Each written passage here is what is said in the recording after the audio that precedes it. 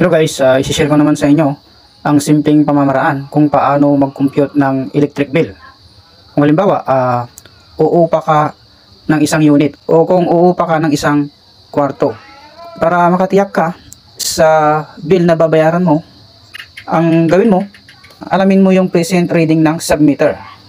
So ito guys, ito yung present reading niya, 363.4. So isulat natin.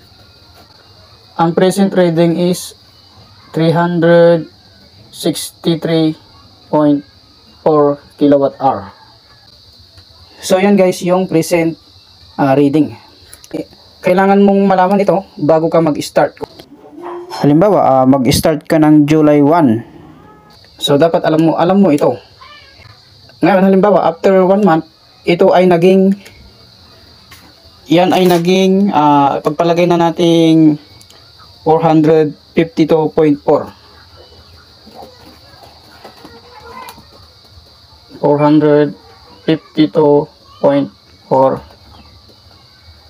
kilowatt-hour. Halimbawa, ni-reading ito after 1 month. Ang naging reading niyan is, pagpalagay na natin, yan, 452.4. Ngayon, ang tanong, ilan ang nakonsumo mo, yung nagamit mo?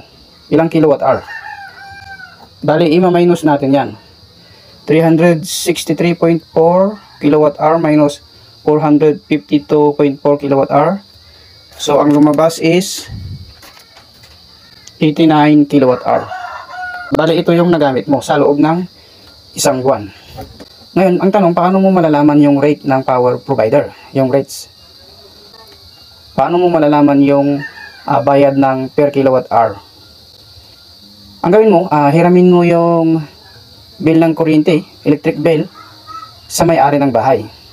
Kung ayaw namang ibigay o kung nahihiya ka namang tanungin, pwede mong i-search na lang, i-google mo na lang. Rates for electric bill per kilowatt-hour, month of July 2023. Ang lumabas is 11.19 per kilowatt-hour. Bali, ang lumabas is 11.19 per kilowatt-hour.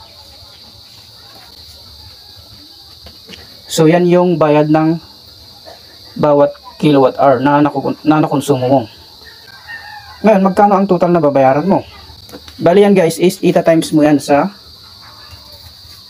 reading na nagamit mo. So 89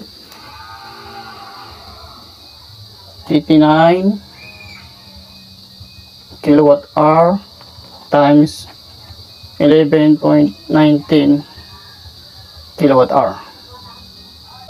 So, ang lumabas is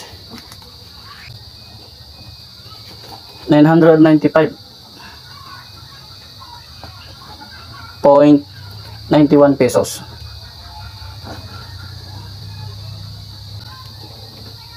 So, yan na yung total na babayaran mo. Kung halimbawa, sinabi ng may-ari na ang bill mo ay 1,500. Eh, nung kinumpute mo, yan lang pala yung nakonsumo mo. So, unfair naman yon. Kaya dapat, alam mo, ang simpleng pamamaraan kung paano i-compute ang nagamit mo ayon sa submeter. So, yan lang yung tips natin. Maraming salamat. At sana ay nagkaroon ka ng idea.